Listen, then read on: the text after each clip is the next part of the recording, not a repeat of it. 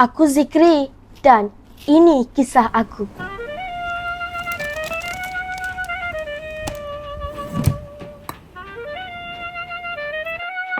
Zikri. Ini Puan Zara, mama kesayanganku. Oh, Zikri. Sarapan dah siap. Dan inilah aku, Zikri. Comel kan? Hihihihi. Sebelum aku ke sekolah, aku wajib sarapan. Sausage, nugget, burger, I guess. Weh, semua favourite tu. Alhamdulillah, kenyangnya. Terima kasih Mama. Mama, hari ini bekal apa? Wow. Inilah bekal harian aku. Wow, sedapnya. Cuma sejak akhir-akhir ni, aku selalu lesu dan mengantuk. Zikri, selesaikan soalan ni. Zikri! Soalan apa cikgu? Korang tahu tak kenapa? Ini pula kawan-kawan sekelas aku. Zikri, jom main bola. Hah? Bola? Ish, aku benci bersukan. Benci. Lagi-lagi bila main bola dengan mereka. Diorang lari laju, cergas, tak cepat penat. Aku pula...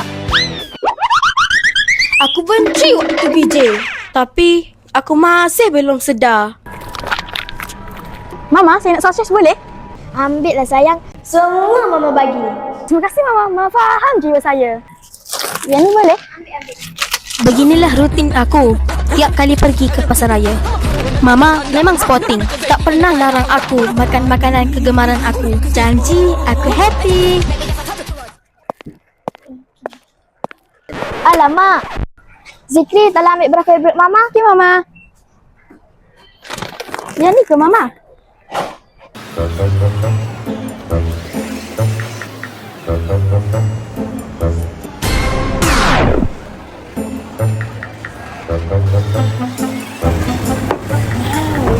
Sebenarnya, aku tak pernah terfikir langsung pasal makanan sehat selama ni. Janji sedap di lidah, jalan rezeki. Jangan ditolak. Sehinggalah pada suatu hari.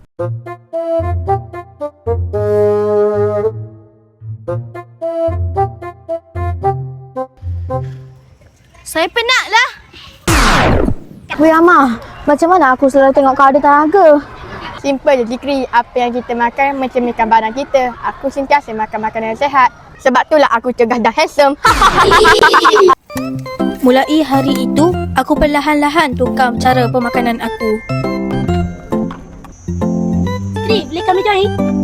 Tapi ujian lain pula yang datang. Zikri, buat apa kau makan sayur? Tak tray lah. Burger tengah panas ni. Sedap gila. Tu kau tak nak makan ni?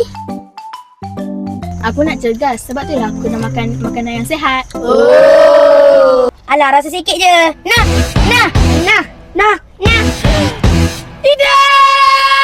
Tapi, aku tak boleh putus asa.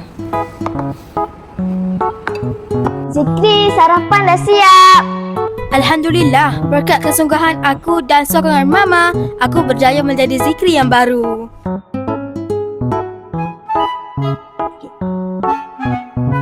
Sedapnya Mama.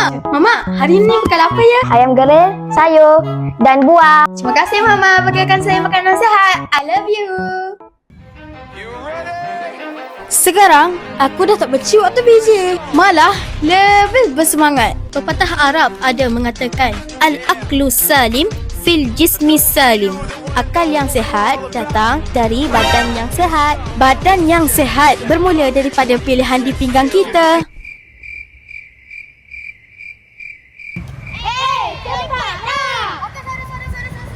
Setiap hari, kita diberikan hak untuk memilih apa yang nak diletakkan dalam pinggan kita. Makanan yang sihat, hidup lebih hebat. Hebatlah kau sekarang Zikri.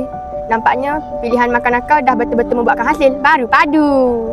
Terima kasih Amah nasihat kepada aku. Sama-sama. Yang penting aku tetap handsome. Yelah tu. Kawan-kawan, pilih makanan sihat hari ini kerana badan kita adalah apa yang kita makan.